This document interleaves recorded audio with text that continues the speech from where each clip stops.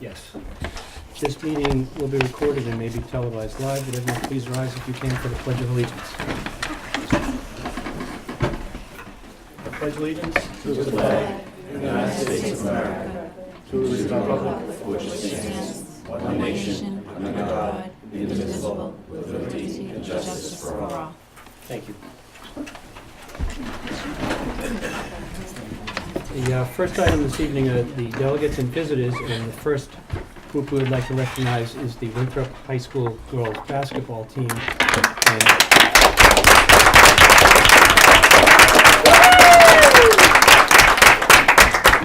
Coach Ignacio Oyola, there you are, way in the back. Coach, if you could, go ahead.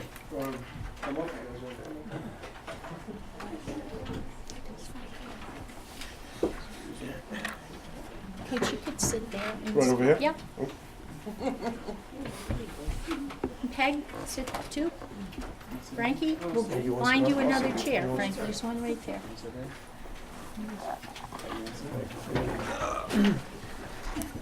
Coach, there's another seat right there. Peg. Hey, come on in. Slide in.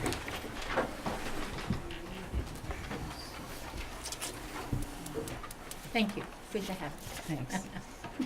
Maybe you could tell us about your season, if we all know about anyway. but you could tell Yes. us. Well, thank you for having us. We appreciate it. We've got a ton of support from the community. I know us as a team really appreciate that. It was awesome to have. First off, I'd like to thank, again, my assistants that are up here with me.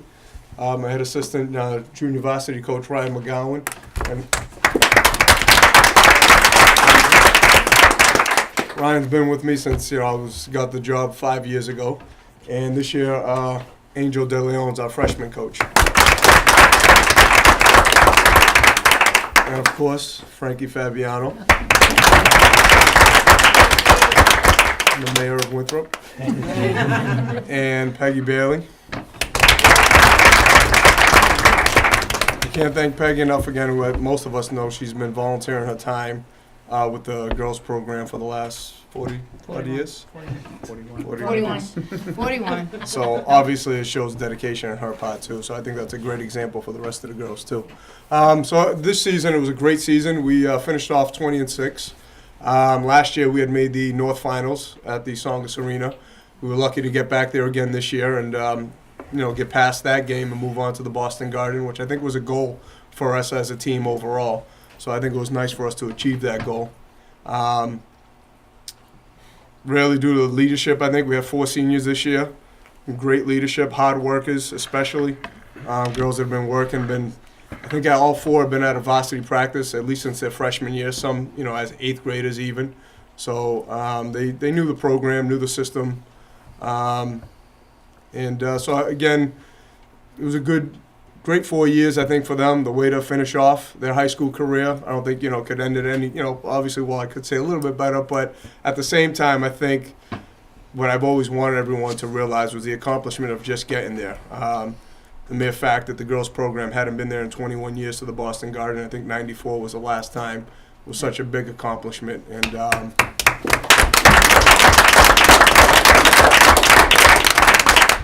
it shows how difficult it is to even get to that point. So again, I thought the girls did an incredible job this season. I'll just name them anyway, at least to start out. 2 captains, Kristen Subcommittee and Nikki Siotis. Coach, could you ask the girls to stand, please? Those 2, will you please stand? Yes. Both those 2, I believe. Well, Kristen definitely has a 4-year scholarship to play Division II basketball at Caldwell College. And Nikki is also playing collegiately. I think she's still determining which school, but she'll definitely be playing collegiately also. Other 2 seniors definitely don't want to go unnoticed. They put in, just as much time over the last 5 years. They've been again with me since 8th graders. Mara Lanza and Polly Siotis.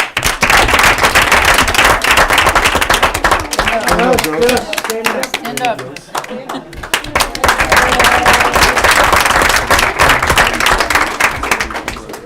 Them two also made the All-Star team for our conference this year. And I did want to mention Kristen Subcommittee was the MVP of our conference this year. And Nikki Ciotis was also an All-Star this year. One last one that also some accolades that got within the conference. Another all-conference team member from our team was Nina Bartlett, junior center.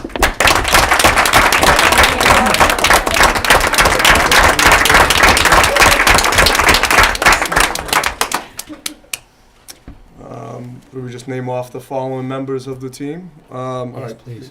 Okay. Peggy will name off the following members. All right. If they could stand. When you hear your name, please stand. Katherine Johnson. Gabby Massa. Jada Hightower. Allie Love. Francesca Capone. Nuela Nadef. Stephanie Strangi. And Sophie Lafrada.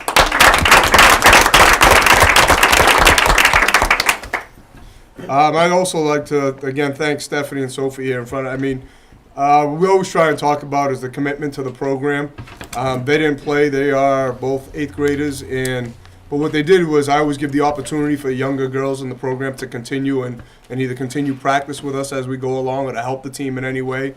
And they volunteered their time to, film the games for us and things like that, in which us as a coaching staff take those back later on, able to do stats for the team and things like that. So I know it seems kind of minor, but it's definitely an integral part of the team and helping out in any way possible. And it's good to have, and it's a good example to show also. Coaches, anything else you'd like to address? I take it. Frankie wants to say a few words. Yeah. I want the happy girls, when Boston got it. I know you guys did a great job. I'm happy. I'm happy for Iggy, all my coaching staff. You guys great job, and hope next year go all the way next year.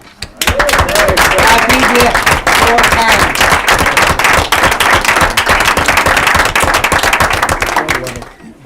Thank you, Frankie.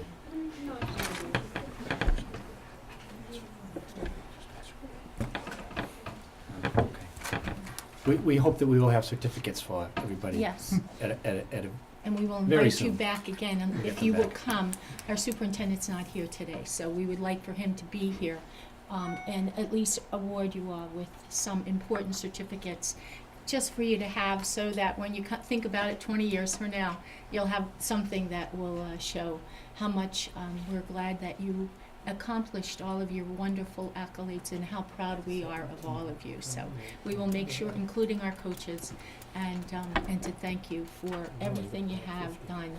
More so, everything that I know that you've always conducted yourselves as Winthrop Vikings, but also as fine young women. And I thank you for doing that, and for your coaches to have good leadership to allow our kids to be able to perform the way that you have done over the last 4 or 5 years. So thank you. Thank you for having us.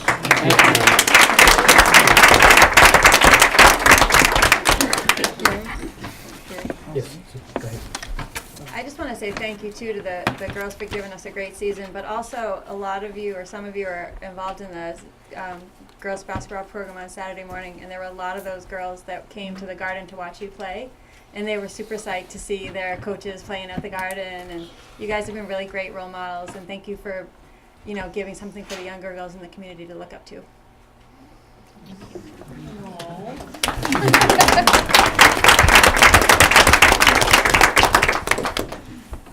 Thank you very much for coming. Thank you. Thank Thank you you. for having us again. Thank you.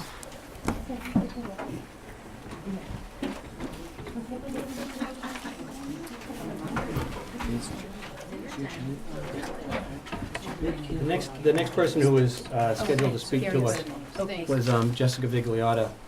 Ms. Vigliotta could not be here. Thank you. This evening, because she's trying to get back from South Carolina, where she was at the cheerleading competition where they did in fact win a national championship. But getting back is a little problem.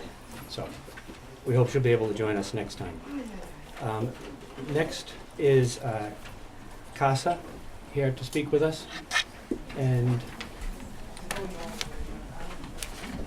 would you like, Ms. Milano, would you like to come up? Thank you.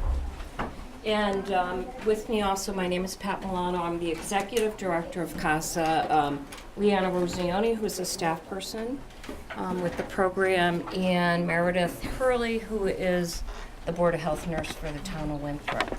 Could you tell us what CASA stands for? So I will tell you what CASA stands for. CASA stands for Community Against Substance Abuse, and it was founded back in 1997 by Marianne Lonsberry and Brenda Curry, two mothers of students at the high school who were concerned about their students coming home from school and telling them stories about alcohol use and drug use at the high school. And I happened at that time to be working here at the middle school on a program called Safe Homes. And we kind of joined forces and began a multi-decade journey on collecting data about what's happening in our schools and developing strategies to help reduce the risk factors in our environment and increase the protective factors. So we prepared a PowerPoint presentation for you tonight, so let me get that started. And for the folks who are in the audience, it's actually being projected on a screen behind you, so you may have to turn around if you want to take a look at that. So the Youth Risk Behavior Survey is a survey that the tool itself is a tool that was developed by the Centers for Disease Control and Prevention. We use it here in Winthrop. It's used both nationally and internationally to actually measure youth behaviors and perceptions that youth have around certain areas, and that includes tobacco, alcohol, marijuana, other drugs, violence, sexual activity, mental health, nutrition, and physical activity. So there's a whole host of things. So things that we would view as risky behaviors and things that we would view as protective behaviors, and then not only what students are reporting, but what they're actually perceiving as the harm or the risk with these behaviors. We've been doing this for every 2 years in the middle schools and high schools, all children in grades 6 through 12. So when you see the percentages represented in the charts that you're going to see later, it's really a statistically valid and reliable tool because we surveyed so many of the kids. So more than 80% of the children that attend public school in Winthrop, both at the middle school and high school level. What you may see in here is not unlike what you're seeing in other communities across the nation and across the world. So I want you to keep that in mind as we look at some of the data.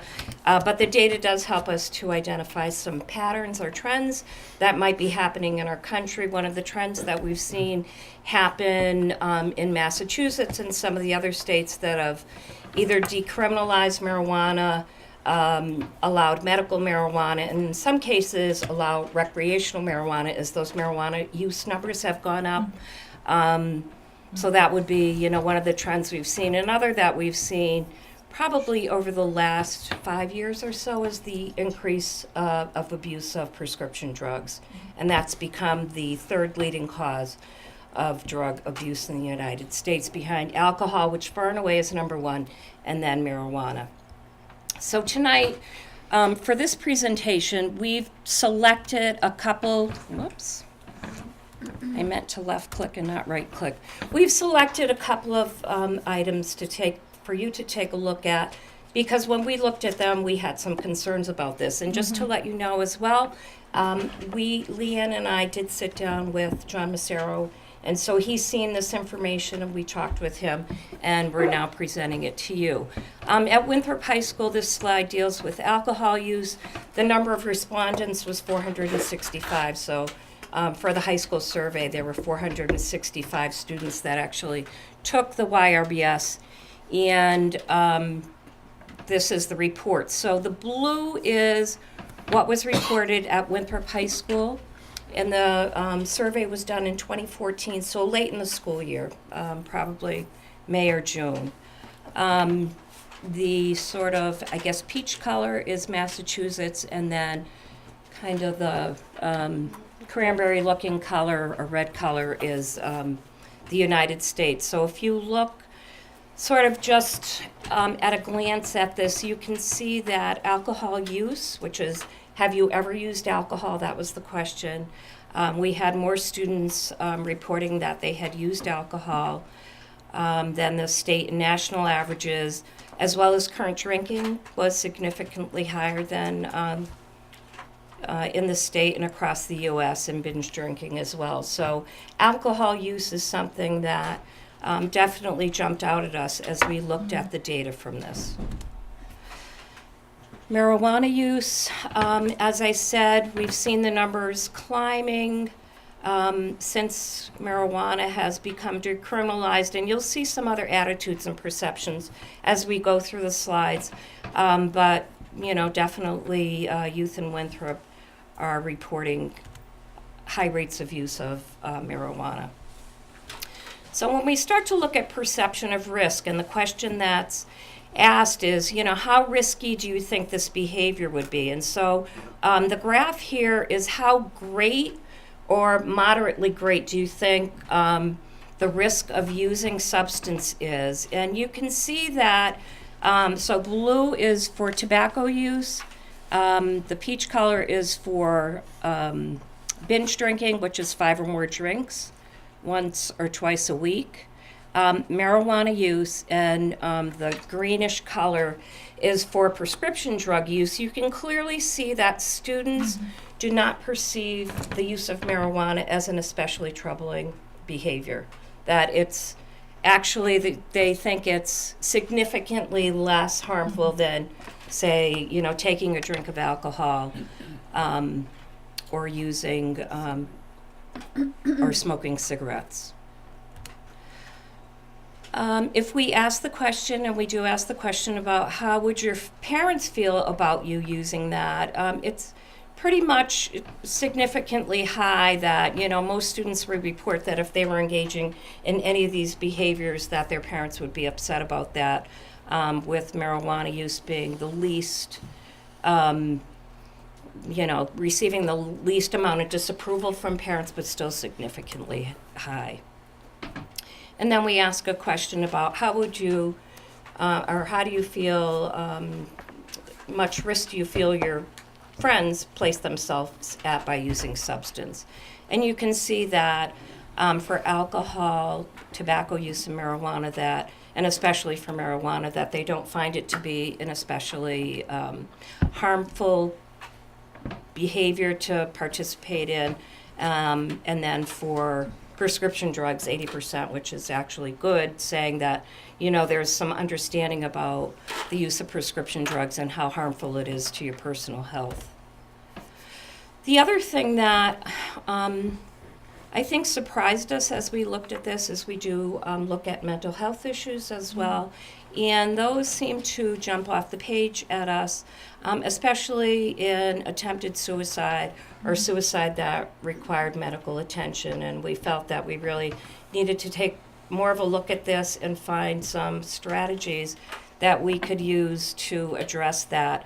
And you can see that really across the board that students do feel sad and hopeless, but it was actually contemplating suicide and attempting suicide that drew our attention. And we've also had discussions with the school nurse as well as the adjustment counselor over this. And we sort of followed it up as well with a focus group, because we were really concerned that, you know, it seemed to be sort of an anomaly. And in the focus group, it was also, and the focus group was with the adjustment counselor and with high school students, that this issue also rose to the surface.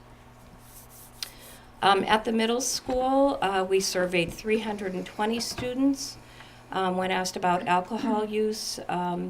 students reported either less use than at the state level or levels the same, and all these are measured in percentages. So we begin to see, you know, a little bit of experimentation that begins in middle school and certainly, you know, escalates as kids get older and get into high school. Marijuana use is higher than the rates in Massachusetts, slightly higher for every having used it, and then current rate of use, 5% of students state that they smoke marijuana. Again, the question, we ask the same questions of high school students and middle school students. How risky a behavior do you think it is if you use that? And we see sort of the same pattern, although they view the use of tobacco as being much more risky than, you know, smoking tobacco or even the use of prescription drugs. How would your parents feel if they knew that you were doing this? And across the board, you know, we're almost at 100% here. They all understand that their parents would be extremely upset if they engaged in any of those behaviors. And then, how risky do you think that drug use would be for your friends? And they're still pretty high rates in terms of all those substances. For mental health, again, you know, ever seriously thought about hurting yourself, harming yourself, you know, significantly higher than their peers in Massachusetts. So some of the next steps as this data came to us, and the data gets collected and then we give the data to a consultant. The consultant looks at it and compiles it for us and actually tracks trend patterns for us so that, you know, we can sit down, and then Leanne and I sat down with the consultant to make sure that we understood what, you know, she was telling us about the information. Some of the next steps that came out of that was convening school administrators and folks in the school family to talk about, you know, here's the data, here's what we found, and let's begin to have some dialogue about, you know, what this means, and, you know, develop some strategies to try and reduce, like I say, the harm factors that are in the environment and increase the protective factors in our schools. And you know, those can be things like policies. They can be things like reducing harm could be installing cameras or increasing lighting or repairing broken windows or broken fences, things of that nature that aren't high cost, but certainly, you know, the message is if you see, you know, windows that are broken and, you know, buildings that might be dilapidated, that, you know, you're not as, you're more likely to, you know, see that as, you know, the community doesn't care, or, you know, there's, you know, people aren't paying a lot of attention and keeping things up. Providing professional development to staff and administrators, screening for mental health disorders on a regular basis, and we're talking with different providers in the area to address some of the mental health issues. Ideally, we would love to implement an evidence-based and data-driven curriculum into the public schools, something that would be K-12. There are a number. There's the National Registry of Evidence-Based Programming. There are plenty of programs in that repository that can be filtered by, you know, gender, age, substance, whatever, to address needs. And, you know, when you talk about prevention curriculum, we always like to go early rather than late. So people will say, well, you know, when should you begin, or when should someone begin to talk to their children about substance use? And, you know, my question to them is, does your child watch TV? And if they say yes, I said, well, somebody's already talking to them and it's not you. So there's a lot of messaging on television, music, movies, literature, whatever. So getting the prevention message in there early, usually before grades 4 and 5, the message tends to be sticky. So if you think about the tobacco campaign that was done in the U.S., and I know there were a lot of kids that went home to their parents and said, we learned about smoking today in school, and it causes lung cancer, and you're hurting yourself and you're hurting us because, we're feeling the effects of secondhand smoke. I mean, getting that message in there early tends to really stick with kids and have some staying value. Educating parents on ways to provide information to their children, whether that's having parents who are knowledgeable about certain substances, what they do to your body, what they do to kids' brains, even ways to have a conversation, because we all know as kids get a little bit older, it becomes more difficult. I always tell folks, when you're driving in the car, that's probably one of the best times to talk to your kids because you don't have to make eye contact, but they're captive, they can't jump out of the car, so, take advantage of the opportunity. The other thing is that if you're not educated about some of the stuff that's out there, some of the slang terms that are used for substances or ways to use them, if your child keeps coming to you and you keep saying, I don't know, I don't know, I don't know, they're not going to come back and ask you again. So they're going to go to somebody else usually. They'll use the internet or their friends as, sources of information. And we all know that that's definitely not the way to go. And believe it or not, and a lot of parents of adolescents probably don't believe it, but parents are still one of the most influential folks in that child's life. Even though the child may not talk to you, may stamp their feet, walk out of the room or whatever, but they're still hearing what you have to say. And then we're talking about some sort of social norms campaign that engages youth, and we really feel that youth need to be part of this, and we need to empower them and engage them in any number of ways. We've done some of that. I think Leanna's going to talk a little bit about some of the work she's been doing with young people in Winthrop. Getting them educated and on board, and making them feel that it's okay to stand up and say, well, I know you might want to have a drink or, so-and-so, but, I'm not going to do that. And, do you want to come shopping with me, or you can go off and do that? But we're trying to get kids to really feel that, they don't have to fall victim to peer pressure. Bless you. Thank you. Am I doing conclusions? Might as well. Okay. So the conclusions in the report, and the report is really sort of a snapshot, although we do compare it to previous data. So, there are behaviors there that definitely concern us. And, one of the reasons that we're especially concerned about use of substance by youth is because of a number of reasons, but primarily because it's brain development. So as we've learned really more recently, we were under the impression that brains matured by the time young people had completed puberty, but we now understand that brain maturation continues until about age 25. And the brain matures from the inside out and from the back to the front. And the front, the cortex, is where we run into a lot of issues. It's where impulse control, judgment, memory, different parts of the personality are in that prefrontal cortex. And so when you're introducing substance into a brain that hasn't matured, so it hasn't completely finished wiring itself, it wires itself differently. And usually the way it wires itself is that there's a tendency for the reward pathway to be interfered with in a way that puts them at lifelong risk of substance abuse and substance dependence.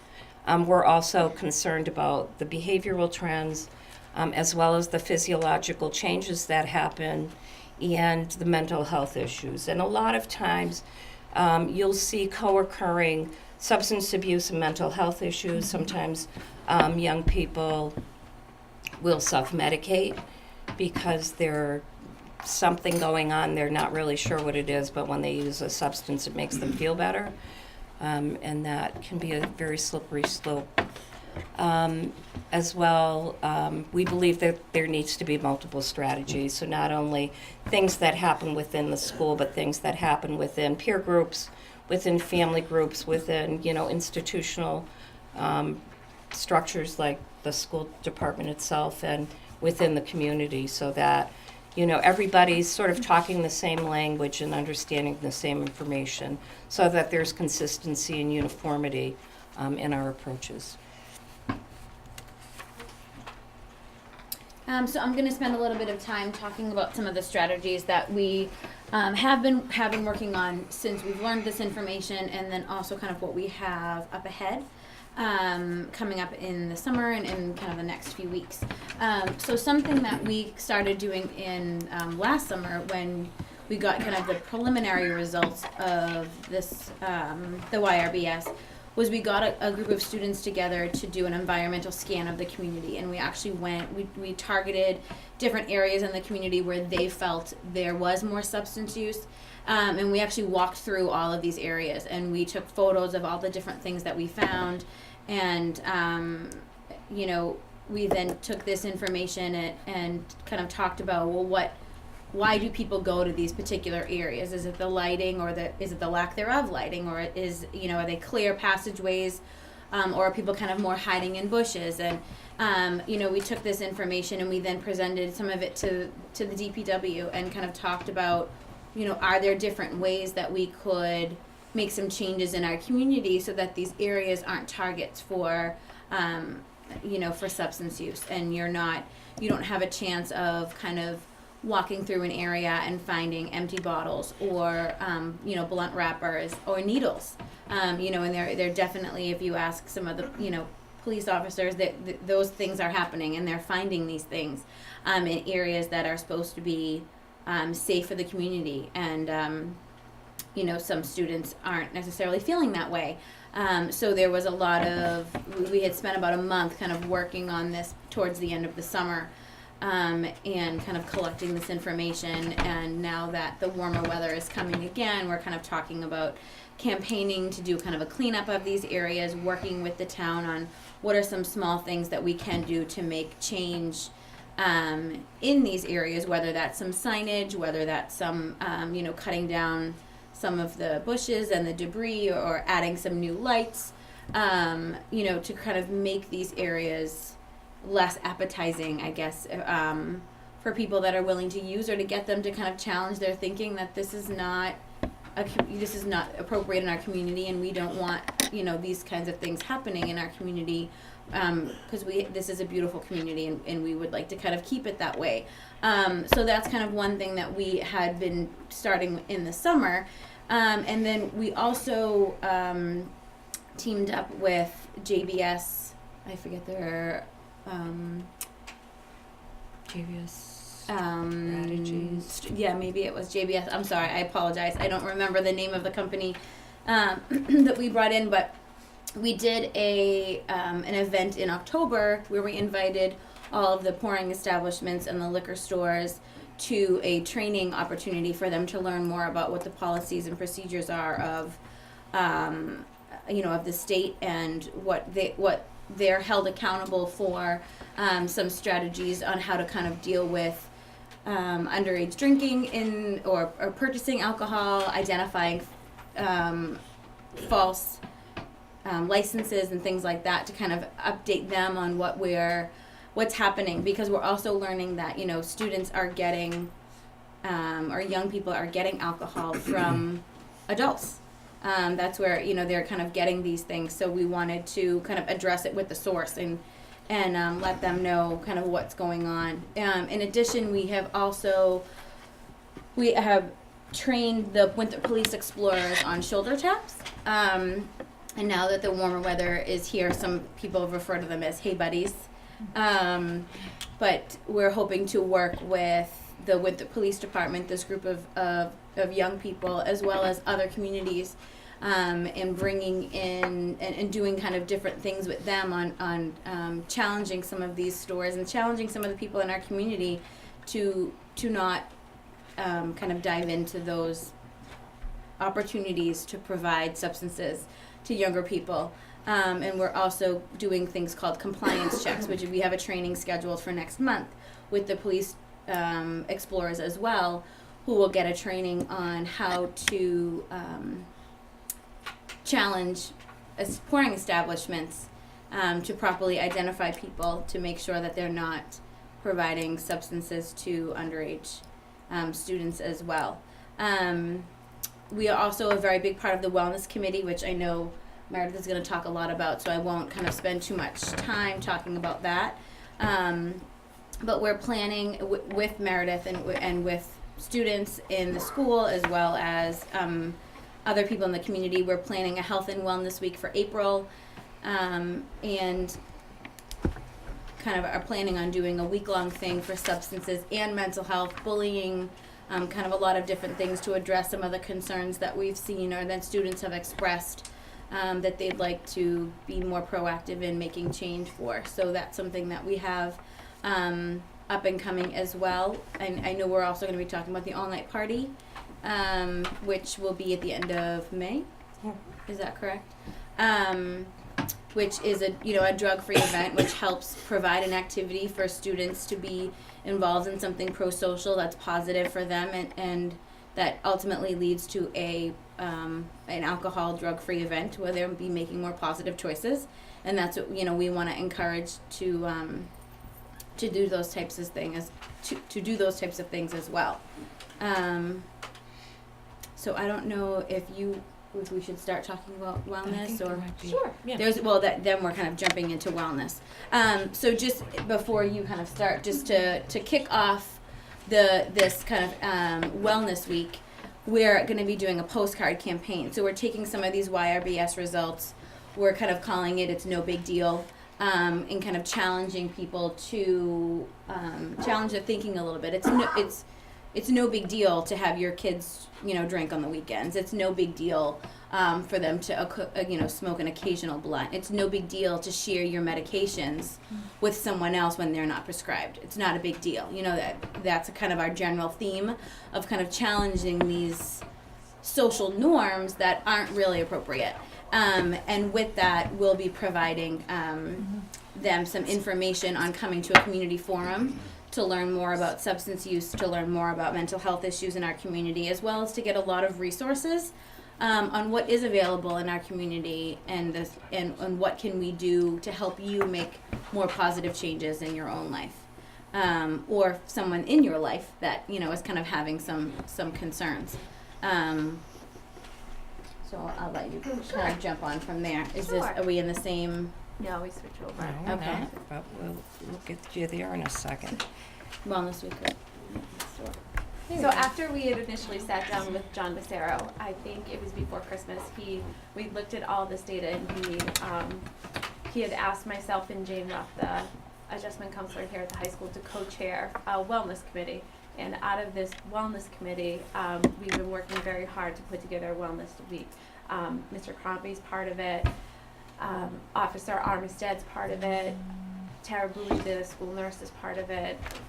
Pat Lee and myself, and we pull in a couple of different people from the community to make this all inclusive. And really, our big focus right now is planning this wellness week.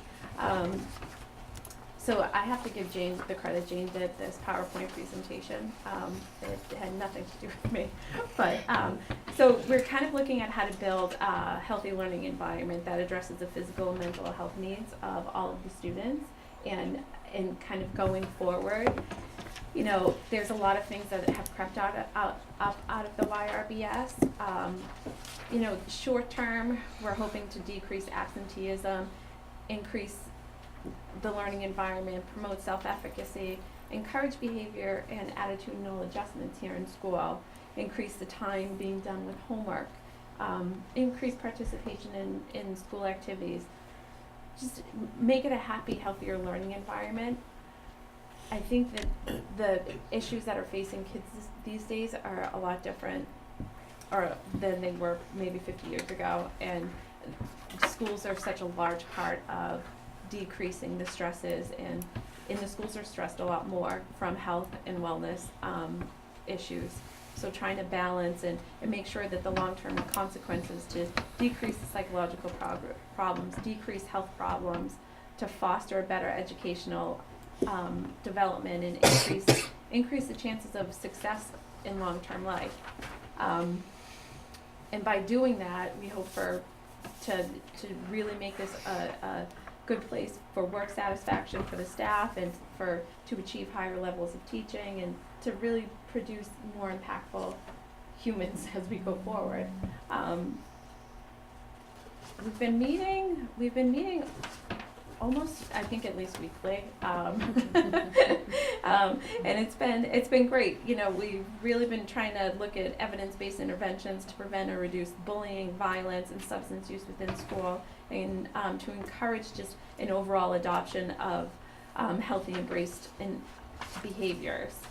We want to try to increase parental involvement, have good quality teacher-student interactions, to teach social and emotional skills, to increase community service, to look at our community as a whole, to encourage more peer mentoring, and to decrease violence and anti-bullying within the schools.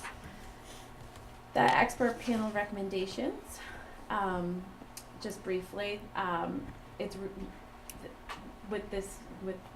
nothing that you guys don't know, so I apologize for the redundancy. You know, students that perceive that they're safe in school learn better. Students,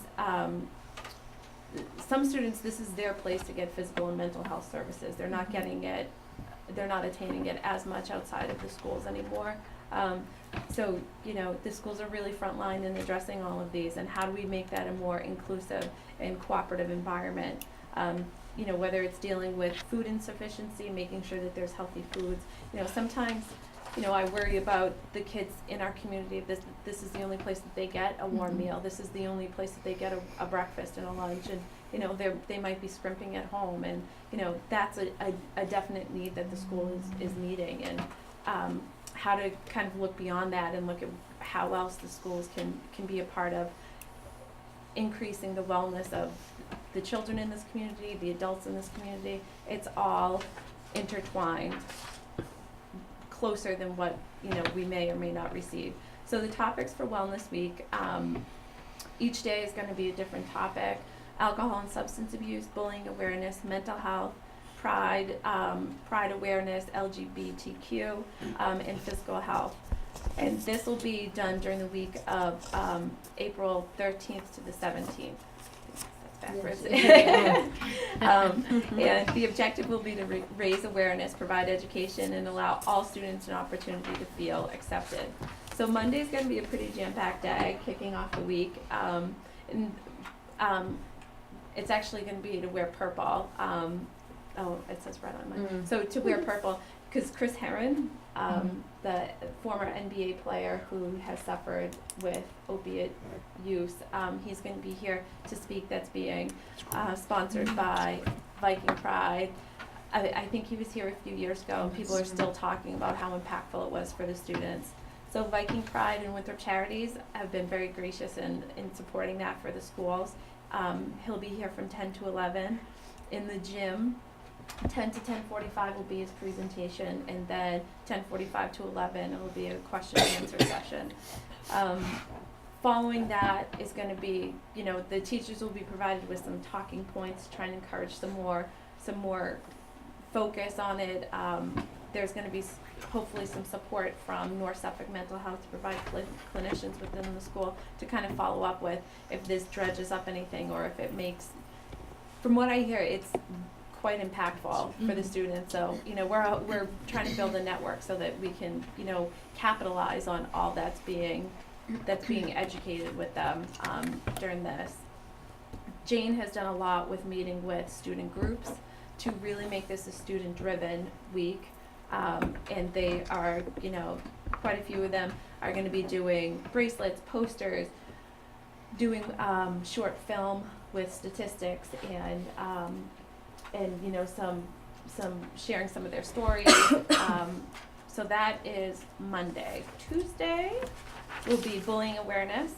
Wear blue if you or someone close to you has been bullied. We've also been talking about making it a fun contest, like whoever wears the craziest purple on Monday, you know, can win a $5 gift card to Dunkin' Donuts, or, you know, trying to get the kids like really engaged and make them really look forward to this, and try and just start conversations that maybe fall by the wayside sometime.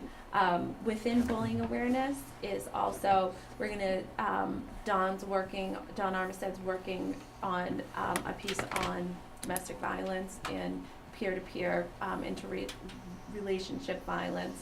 And she's reached out to Harbor Cove to try and firm up some evidence-based education around that. We're gonna do paper chain, blue paper chain. If you've ever been bullied, if you know somebody that has been bullied, you know, to staple them together to kind of show how interconnected the majority of people have dealt with this issue in one way or another. Wednesday is mental health. Yoga is going to be offered in the gym in the morning. We're asking coaches to really try and, you know, encourage their athletes to go and take part in the free yoga sessions in the morning. Wear green, mental illness is not an adjective. You know, a lot of kids have been reporting it's a dig now.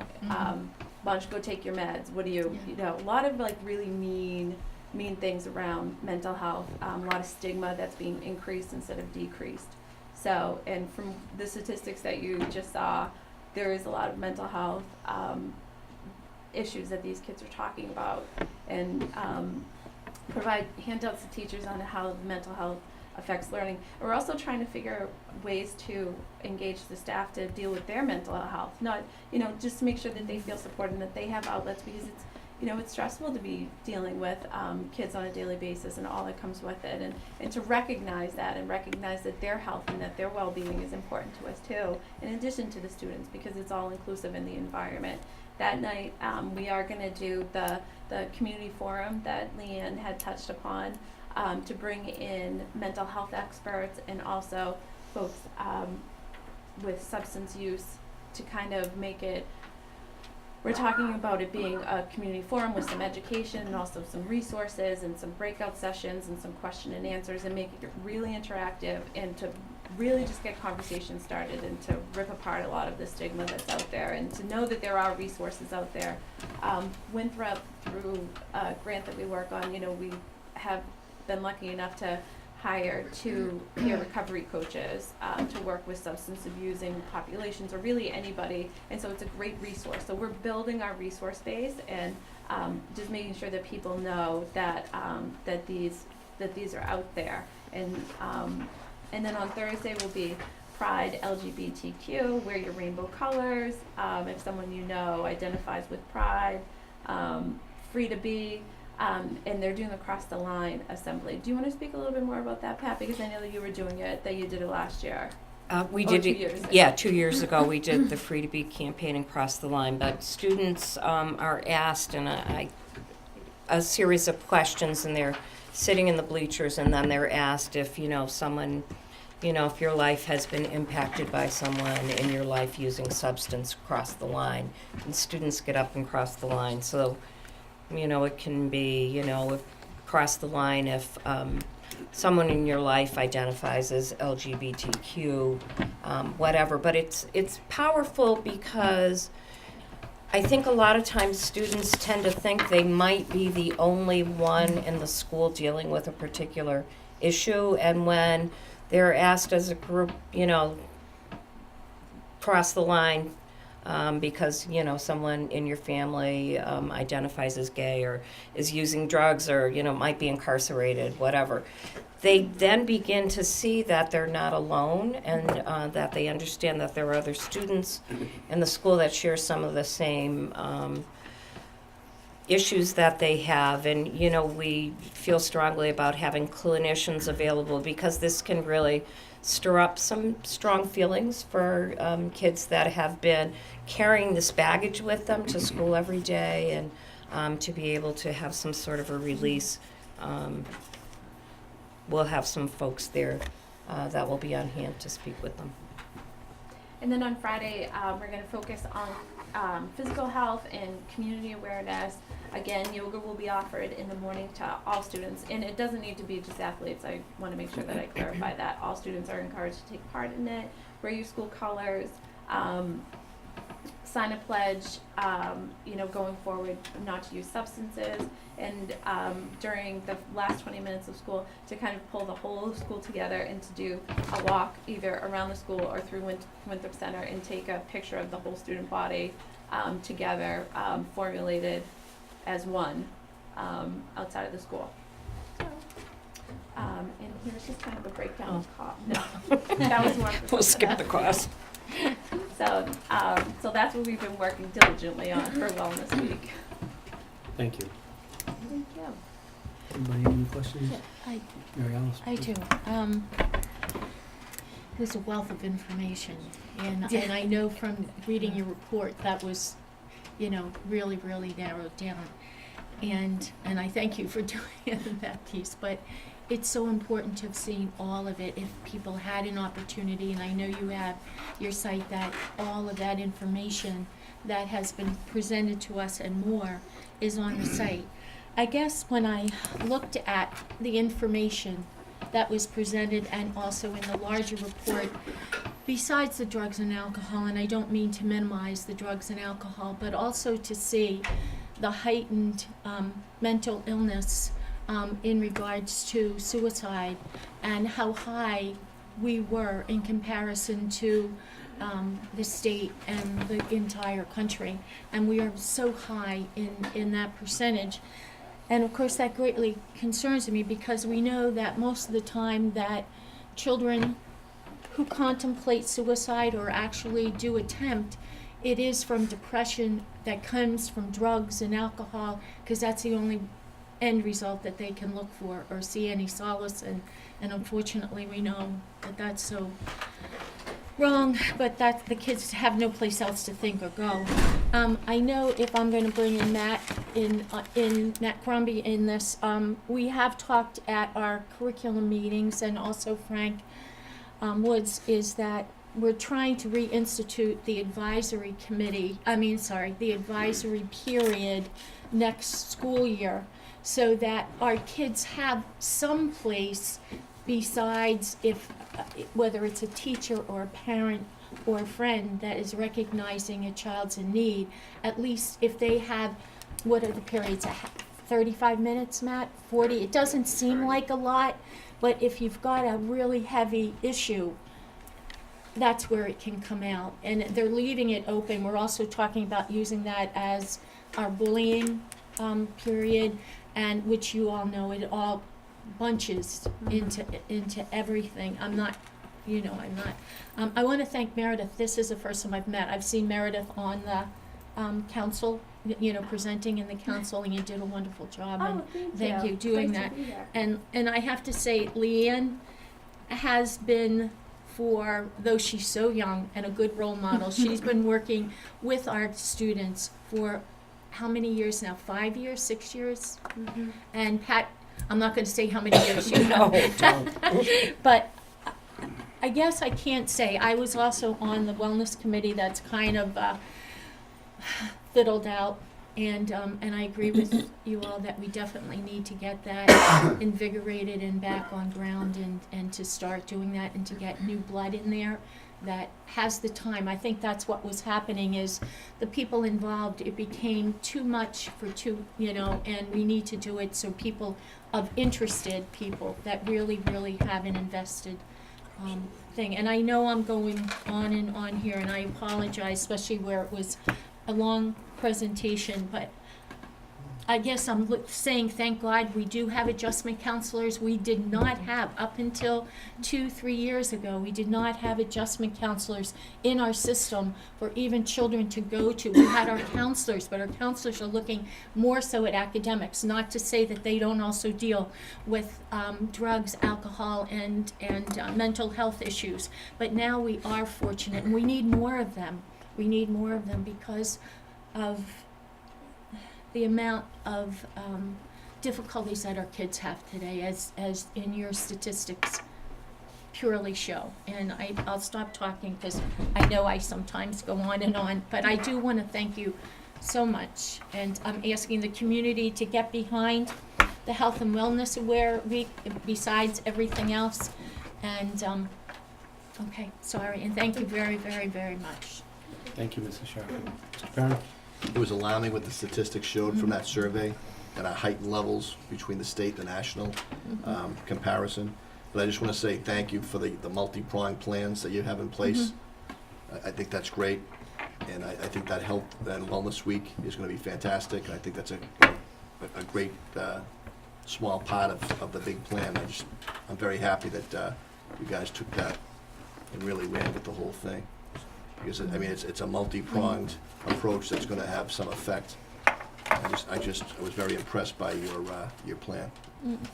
Yeah, I mean, we didn't want to come in here and say, well, there's a problem and, what do we do about it? Because we really felt that, when we saw the data and, that it was time to begin planning sooner rather than later, and to have, the partnership that we have with the Board of Health, Licensing Commission, we're looking more holistically at the problems. Like, it's not just something that, happens to youth and it happens in the school. It happens, to the whole child. It happens within a community and different systems. And so, how is it that we can begin to address some of those? I mean, we can't do all of it, but we can begin to start to, put some effort into different areas where we see some real need and make some, positive steps. I'm just on your studies, surveys, and conversations. Is it more of a weekend issue with the alcohol and drugs, or? The question isn't asked about when. The question is asked in the past month, and then it will ask on how many occasions. So it doesn't necessarily differentiate between a weekday and a weekend, but it will ask how many times in a month that someone's used alcohol or marijuana or tobacco. Yeah, in your conversation surveys and talks, did kids say they're coming into school under the influence of something? I'm very alarmed by this report about what's going on inside the four walls, and I want to either, address it with the public, saying there isn't so much a major issue inside during school hours, but if there is, then we need to put more resources. So how many kids are saying, oh yeah, I come into school every day drunk, stoned, under the influence? Yeah. I'm alarmed. Yeah. We No, just- absolutely. I think depending on the substance, we'll be able to kind of shed light on more of your specific question. In terms of the work that I do specifically, I mean, yes, I am very involved with CASA, and I do a lot of work with CASA as well, but I also am a social worker. That's where my original background is from, and I do a lot of substance use work with young people in this community as well as surrounding communities. So I have a kind of a good sense of what young people in general, what trends we're kind of seeing. And, if you're talking about alcohol use in school, I mean, that's not really happening. That's more of your weekend thing. But if you're talking about, marijuana use is most commonly happening on a daily basis, whether that's, for students that do have some mental health issues, that struggle in school, that aren't prescribed medications, that don't, handle, that don't kind of see a psychologist regularly to kind of handle their mental health stuff. A lot of students report that they find that using marijuana helps get them through the day. That's what kind of gets them to school and gets them here. So there is definitely a population of students that would be using on a regular basis before the school day to get through school. And what we've actually kind of uncovered with talking to some students in Winthrop and other communities is that they're not just necessarily smoking marijuana anymore, because that was the telltale sign of how you got caught. So kids are thinking of other ways to use it. So you're seeing things like dabbing, which is almost like cooking it, and then it turns into an oil. And they're finding other ways to use it so they don't smell, if that makes sense. So they can come to school, get through the day, and nobody's paying attention to the fact that they're under the influence, or no one knows the telltale sign or the new signs of substance use. So, I mean, even though we haven't asked for that specific data. Just with the work that I've done in this community and surrounding communities, I can kind of shed a little bit of light on that it's really specific for the substance. In terms of using, prescription medication, we're not kind of seeing some large numbers of the student body using prescription medication. However, it's probably happening to some students. And that's also one of those things where there's no kind of telltale sign unless you are very aware of, what it looks like to be under the influence, to really kind of know whether students are able to make it through the day substance free or not. If that No, I helps. Yeah, no, Just in general, if they're using substance, it's not a good thing, regardless of whether it's before school or after school. And in particular, with marijuana, that, the way the body metabolizes it and clears it is different than alcohol and prescription drugs, where you use it and your body metabolizes it and it's excreted from your body. And marijuana, is stored in tissues and is broken down over time. So, you hear people all the time like, oh, I can't pass a drug test, to get employment, and so I need to abstain from marijuana use for 30 days because it stays in their body. So, I'm saying any use of substance is changing that brain chemistry, changing some of that wiring in a young person's brain. So if it's happening at all, it's concerning. The reason I bring it up is, I'm sure with a lot of those issues, violence usually accommodates it, accompanies it, and I'm just wondering inside the school. That's why I bring it up, if it's during school, after school. First of all, I applaud you for including mental illness in that. And that's something becoming rampant and growing in the country today, so I think that's great you include that. And I just want to thank you for that clever, unique strategy of walking the kids throughout the community. I think that's, I've never heard that before. I think that's a great way of identifying it and bringing it to light and showing kids, and I think that was awesome. So thank you. I just want to thank you for your plan, for your report, but more so for your plan that, so many times we hear reports and that's the end of it, but here we have a plan to move forward, and I appreciate that, and I won't belabor the point, but just want to say thank you. Yeah, just really what everyone else has said before me, but a couple things stick out, listening to all of you, and such great work, and also coming here with a solution and not just the issues is great as well. But a couple things you said, one is just creating social norms for the youth and being able to teach kids to say, let's go shopping or let's go do this instead, and teaching them at the youngest age we can.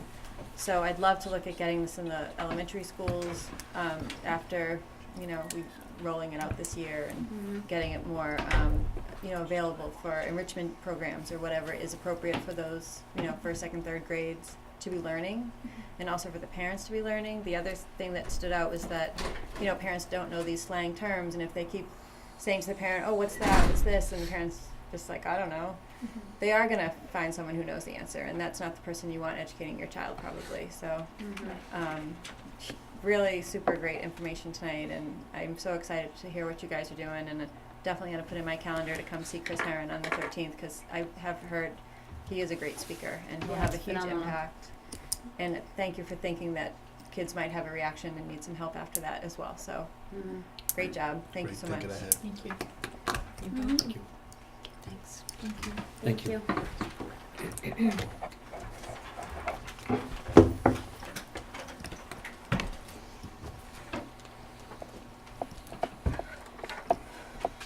Next is public comment. Public comment. Mr. Sacco? Thank you, former fellow, some not fellow, school committee members. I come here tonight as a concerned parent. Recently I was made aware of a finding by the Federal Department of Education's Office of Civil Rights. Basically, to call this a negative report would be being kind. It's a pretty scathing report about our readiness, if you will, for any type of sexual harassment within our school district. specifically, there were several areas of deficiencies. The hour's getting late, I don't want to belabor the point, but what I'm most concerned about is that this finding was this letter came to the school department on March 31st, 2014. It's been a year. There's been no notification to the public. There's been no meeting held to tell us concerned parents about the steps taken to correct all these deficiencies.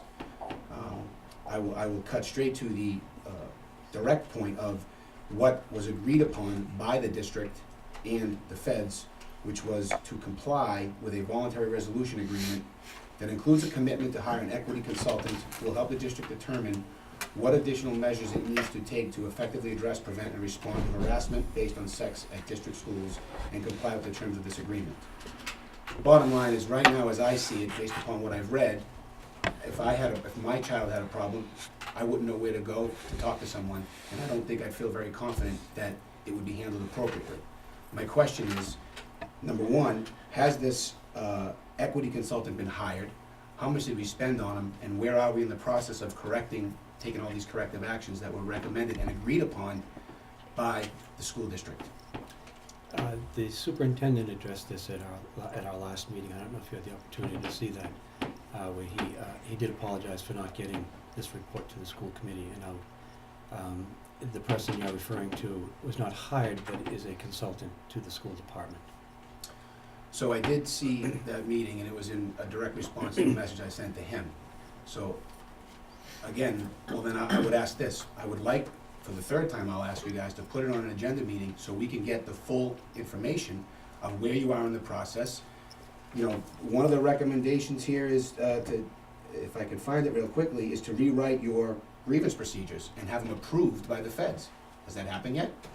It will be an agenda item in the future, as soon as the school committee's council advises us that that would be okay. This is a public record.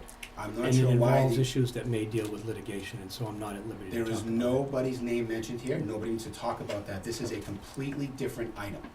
So I'm not sure why any lawyer would have a problem with us talking about our corrective actions that have nothing to do with any previous cases.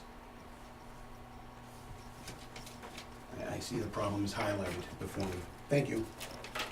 Thank you. Any other public comment? If not, the next item is the minutes from March 9th, 2015. Make a motion to approve those minutes. Is there a second? Second by Ms. Sullivan. Any questions or comments on the minutes? If not, we'll take a vote. All in favor, say aye. Aye. Opposed? Abstentions? I'm gonna abstain because I wasn't here for the whole meeting. Thank you, Mr. Gill. And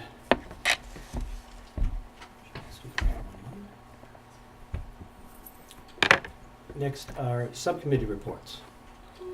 Athletics and policy.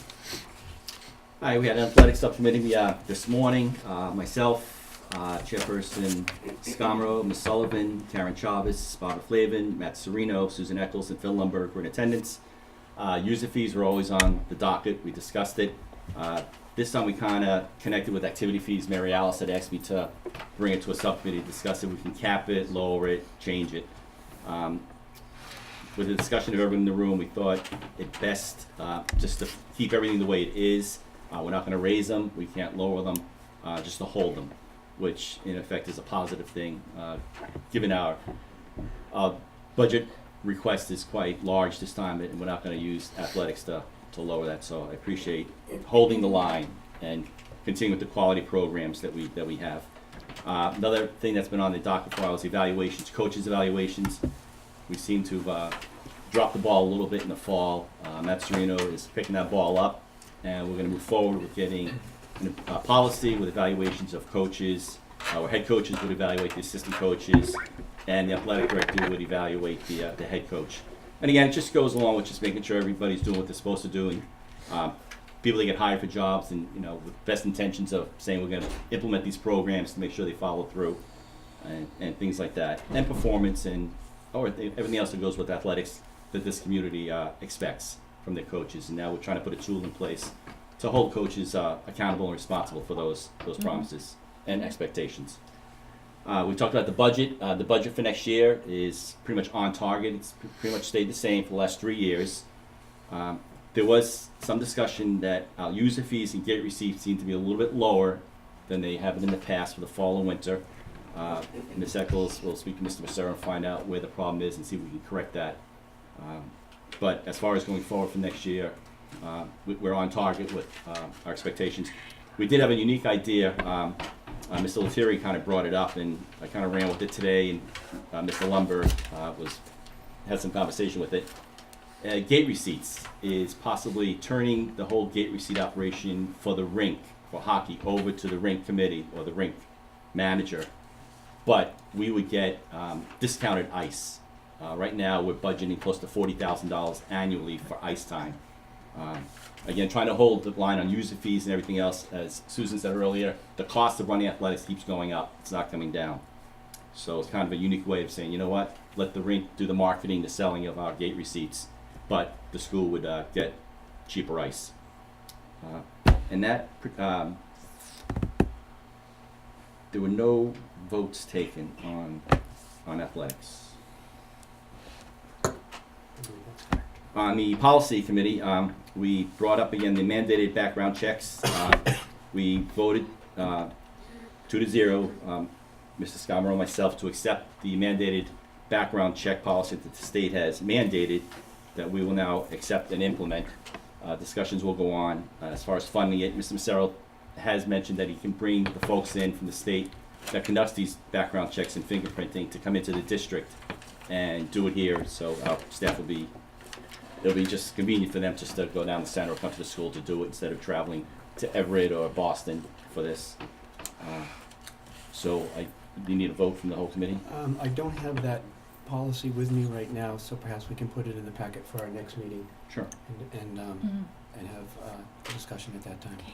The other thing with policy, I mentioned earlier, we talked about the activity fees, trying to connect it with the user fees and capping. I discussed that. And the other thing that was on the policy was student vacation, extended leave makeup policy. Ms. Sullivan brought that to the table, something we haven't looked at in, 12 years. That was a concern to a lot of families around town about people going away, which the school department discourages during the school year. You're expected to be in school, but we know situations come up where students will miss. The policy states right now that the staff does not have to provide homework in advance if a child is going away. We looked at that, and discussion was had to delete the final paragraph of the policy. And I can just read that quickly, it's 3 lines. Because of the importance of school, the extending of family vacation is discouraged. Work will not be provided in advance of vacations or any other extended leave, with the exception of in cases of hospitalization. Teachers will make every effort to keep current with the work being provided to the student. Talk today was to eliminate that final paragraph, where staff will have staff won't be bound not to provide homework in advance. We know there are situations where they cannot give homework in advance if they don't have it yet, or the student hasn't learned, the letter A, and not going to get homework for the letter B and C. So there will be exceptions, but we're no longer going to, prevent the staff from giving homework in advance. I will make a recommendation, even though we did vote 2-0 to eliminate that paragraph. The superintendent is not here. He's somewhere between here and Myrtle Beach trying to make his way back. I think it just might be appropriate just to let him be present and, have some input on this. I apologize, I wasn't at the meeting today, I had to work. But I also want to see if we could look at the number of days before there's an academic or Academic failure at the high school. at the high school. Just because I think it's a parental choice when it comes to some, family business or whatever as far as a leave. I just find it's a little bit restrictive, and I think it should be up to the parent with some input from the administration and the building. Can they risk that time away from school without, are they challenged? I mean, if they're going into this leave, in an academic danger, yeah, I think it would be up to the principal to say, hey, no, this, I'm not going to grant this. But I think it should be a case-by-case basis, because blanketly saying 3, absence or unexcused absences in a quarter is unacceptable. And I would normally agree, but there are times when there's a family leave or something that they're needed. So I just think it should be looked at as a case-by-case basis, submitted to the principal to review. I can surely bring that up and add to policy, but I think it's stated in the policy, it's unexcused absences. So I think if you go in with a reasonable explanation, but we certainly can look at it. Yeah, just to give it a little more. To make sure it's, but I Give think it it's time. unexcused absences. But I think that the unexcused they're identified as a medical emergency or something along those lines. So I just want to make sure that it's a little broader and gives the principal a little more leeway to make that decision, Yep, and that was it for policy. Mr. Chairman, Yes, sir. on that issue, couldn't Bless you you. leave that in the policy and it would still be up to the discretion of the principal to waive the policy on an individual case as opposed to looking at each and every policy, each and every situation? Certainly can't do it. Thank you. Bless you. Thank you, Mr. Holden. Next up, personnel, and I believe we have one resignation, and it is from Eileen Ballistock, our high school principal. Dear Mr. Macero, it is with a heavy heart that I submit this letter of resignation as principal of Winthrop High School effective March 16, 2015. Current family health issues have become my priority, and I feel that I cannot fulfill my responsibilities as the high school principal and focus on my family at the same time. I have struggled with this, and I had to make a decision that was best for my family, me, and Winthrop High School. It has been my honor and privilege to work with such dedicated and committed teachers and staff for the last 2 years. I have felt supported by you, the Winthrop School Committee, and the town of Winthrop.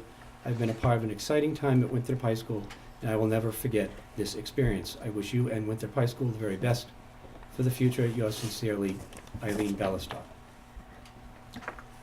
And I think there are no other issues under personnel at this time. Next item of business is financial, and that is the warrants.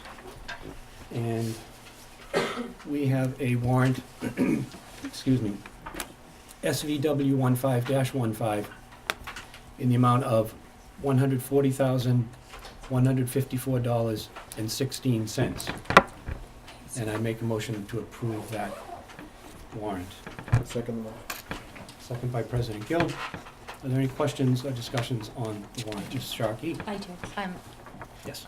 I just, going through that warrant, which is a special warrant, appropriation treasury warrant, I just wanted to ask Susan, the Harkins Consulting Curriculum Development, is that just a program that we will use for curriculum development, or is that something more specific? It's actually through the ELL grant. Oh, okay. And just for the community to know how much, sometimes people don't really understand how much we pay for certain things. Our February ice time was $9,600, which is a pretty significant amount of money. Also, that it's good that Jen O'Connell is here. Again, in this warrant, there was transportation paid by Royal Taxi to the amount of $39,243. $23,000, I believe, would be our special needs students who need the transportation, and also $16,000 of that is for our homeless children. So it's just more or less an informational thing to bring that out, that these are the things that our children deserve and get, but just to let the community know, and that also for, I believe, 1 or 2 months, Jen, the short collaborative of $14,000 was for this month, or I'll throw. Are we for the tuition? Yes. Is that about what it is per month, about $14,000 for the amount of children that we have? No. No? Okay. No. Okay, just wanted to, all right. It just seemed like a lot, and I Sure, just it's wanted. about $4,000 a month per Okay, child. all right, thanks, Susan. I just wanted to, just seemed like a lot and I wasn't sure, thanks. Thank you, Mrs. Sharkey. We'll vote on the warrant now. All in favor, please say aye. Aye. Opposed? Abstentions? It's unanimous. Next item is the payroll warrant dated January 14th, 2015, in the amount of $576,464.27. Is there a motion to approve the payroll warrant? So Motion by moved. Mrs. Sharkey, second by Second. Town Council President Gill. Any questions or comments on the payroll warrant? If not, we'll take a vote. All in favor, please say aye. Abstentions? I'm sorry. No? Abstentions? Thank you. Next is the vote on the 2015-2016 school budget school budget. I'll make a motion for approval of this, and what we are approving is recommending the budget that has been presented to the town manager. That's what we are, that's what we're voting on tonight, to recommend that budget to the town manager. I make the motion. Is there a second? Second by Mrs. Sharkey. Are there any questions or comments on the budget? Just one question, just since Jen is here and Susan, on the transportation for homeless, there was a request for increase. I didn't see, do we get money back? I thought the state had come up with some formula to reimburse communities, and I didn't see a back charge, kind of a credit on the months. I know you were asking for an increase, but I didn't see where in the budget there was. We haven't received anything so we just- in the past, Right. last year, or this Does year. not.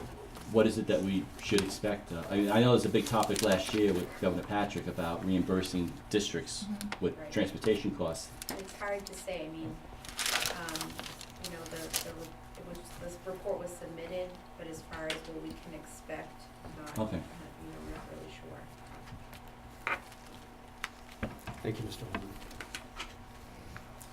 Are there any other questions? Mr. Chairman. Yes, sir. Just on the budget, as the council president, I serve in a dual role. I serve as a member of the school committee and also as the council president. And I'm responsible for taking action on the school budget as well as taking action on the whole budget. Our budget is what's called a 2.5 based budget, based upon the fact that we can raise our income by real estate taxes by 2.5%. I'm in favor of this budget. I think it makes all kinds of sense. I think we need to move forward. However, it's just like home. If the revenue doesn't match the expenses, something has to be adjusted. Right now, based upon the information that I have, the revenue doesn't match the expenses. So we have two choices. We can either decrease the proposed expenses, and I don't mean specifically on the school department budget, but throughout the community, or we can increase the revenue. As I said, I am in favor of this budget. I believe in the budget. But I believe the only way that we can make this budget work and be funded is to increase the revenue. I will, at this point, due to my dual role, I will abstain from voting on the budget, although I am in favor of it, until I get the whole budget from the community, which is our responsibility as a council to vote and determine what is the best and the most rational distribution of the revenue.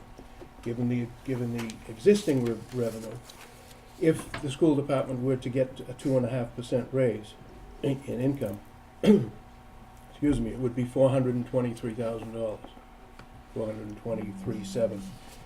We're asking for 6.1%, which is $1,029,378. So there's a big gap there. I'm not saying that the school department will only get 2.5%. Maybe the school department will get 6.5%. I don't know that, but I want to be realistic that we are a distance away, and we have some difficult decisions to make once the school department budget and all of the other department budgets within the town are placed. And I know Chairman Skomrow gets sick of hearing me say this, but No, sir, never. we are a town with many departments, one of which is the school department. And we work diligently to make that clear, that we are not an us versus you. And I think we've made some significant progress over the last several years in bringing us together as a town with several departments, one of which is the school department.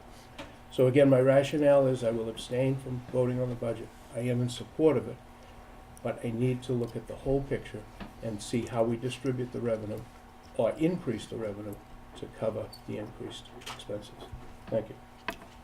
Thank you, President Gill. Mr. Scanlon, Yes, Ms. if Sharkey. I may say, listening to Mr. Gill, and I understand his position, as a dual position of being on our school committee as well as being our town council president. But we, as a school committee, that is one of our jobs, and that one of our jobs is to fight for as much of a budget that we can fight for our school to move forward. As much as I agree that we have been given some additional monies, those additional monies have not percentage-wise been as closely tied as what appears on paper. So we're getting a little less percentage of increased money, though we still are getting increased money. So I don't want to make it sound like we're not appreciative of getting more money, but it's not equalized as what it has been for the 3 previous years. And under those conditions, we as a school committee have an obligation to fight for as much money that we can possibly look for and be able to ask for in order for our school department to move forward. This year's budget that was presented and given to us in reality took us a little bit of a step backwards. And we can't keep going like that. Even though, again, I must stipulate, there was money given, but not at the rate of what it had been given the previous year. So under those conditions, I hear President Gill and I understand his position, but also as a school committee people, we also have to be there for our job obligation is to try to get as much money as we possibly can for our kids, for our school system to move forward, especially where we're so fortunate that the community, supported us supported the whole community to get a new school, which is so vitally important, but it's what we put into that new school that becomes even more vitally important. So, Just Thank have you, one Mrs. more Sharkey. comment, Madam Chair. Yes, Mr. Gill. I like to use the word allocation as opposed to given to, and every department in this community has to fight for what they believe is right. And I believe, by the way, that what you're fighting for and what we're fighting for is right. We just need to make sure that we have the revenue to do it. And I would prefer to use the word allocation of funds to departments, not giving. The council doesn't give money, the council allocates money. Thank you. Thank you, Mr. Gill. Anyone else with a comment on the budget? Do we have? Just a quick, Yes, I know Mr. it's Holden. tough with Mr. Massaro not here, and I'm sure, I don't know, Susan, has he started making contingency plans? If we get X amount, what would be cut or not implemented? He's done this in the past, Right, we usually sit down and go through line by line to figure out and talk to the principals of what their priorities are. Okay. I'd like to see a list, what, if we get this much, what we That's what we might did looking at last year. cutting and, We gave you a list of that. thank you. Thank you. Anybody else? If not, we do have a motion, we do have a second. Is that right, Ms. Hames? Yes, we do. Okay. I'll ask for a roll call vote. Ms. Hames, would you call the roll, please? Yes. Ms. Shocking? yes. Mr. Holden? Yes. Mr. Gill? Abstain? Ms. Sullivan? Yes. Mr. Perrin? Yes. Mr. Scarmro? Yes. Thank you, Ms. Hames. The budget recommendation to the town manager passes. Next are I thank our principals and Mr. Khan for coming this evening. Thank you.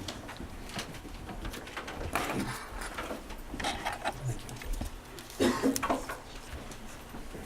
Next are the building and grounds requests. We have 5 requests this evening. We have the Jessica Gordon Academy of Performing Arts, the Winter Parks Committee. The Gorman Fort Banks PTO has 2 requests, and the Wellness Committee. Motion to take them all collectively if it's possible. Motion by Vice Chairman Perrin to move on all of them at once. Are there any objections to Mr. Perrin's? Mr. Gill seconds the motion. Any questions or comments on any of these items? If not, we'll vote, a yes or an aye vote will be in favor of all of them. A no vote will be against all of them. All in favor, please say aye. Aye. Opposed? Abstentions? It's unanimous. Mr. Holden is not present for the vote. The next item is the unfinished business, the mandatory background checks, and the student vacation and leave policy, and Mr. Holden talked about those earlier, and they will be moving forward, most likely at our next meeting, for a first reading, if the committee so chooses.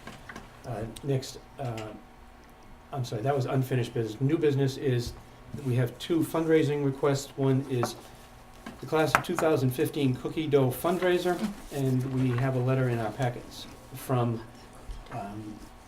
Jennifer Adams, the one of the advisors for the class of 2015, and Kate Kelly, the other advisor for the class of 2015.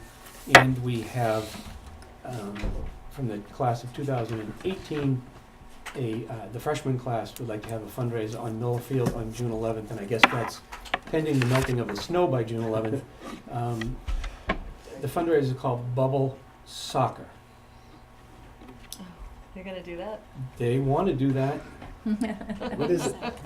You get in a bubble and you play soccer. It's pretty funny. I do. I'm in. It says here they will only do it if the town council Add it president in. participates. No, I'm sorry, it doesn't say that. I will.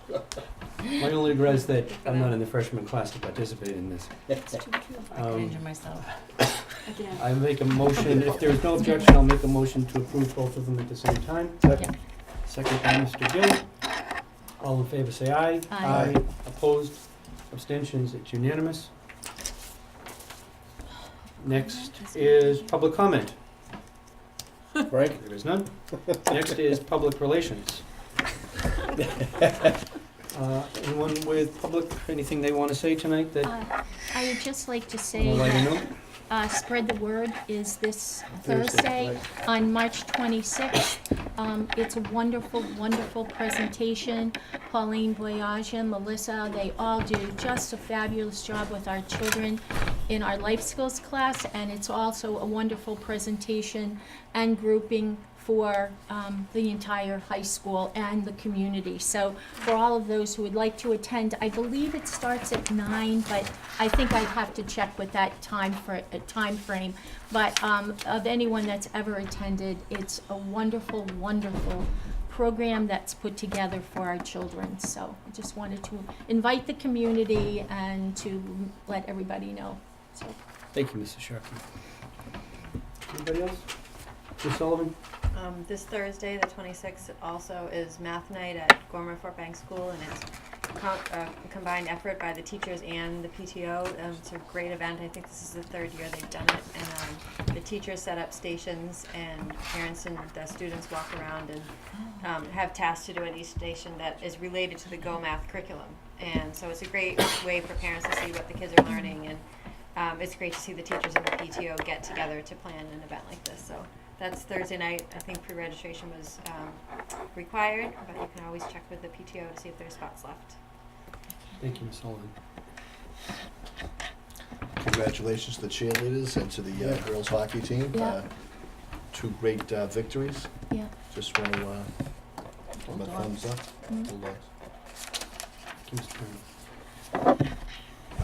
I would now like to make a motion to go into executive session to conduct strategy sessions in preparation for negotiations with non-union personnel, or to conduct collective bargaining sessions or contract negotiations with non-union personnel with the intention of not returning to public session at the conclusion of the executive session. That's the motion. Is there a second? Second. Second by Mr. Gill. Any questions or comments on that? Just a procedure, we're gonna return except for adjournment. We are gonna return for adjournment. Yes, we will adjourn in public session, yes, as public session, yes. Ms. Hames, would you please call the roll for executive session? Yes. Ms. Shockey? Yes. Mr. Holden? Yes. Mr. Gill? Yes. Ms. Sullivan? Yes. Mr. Perrin? Yes. Mr. Scarma? Yes, thank you.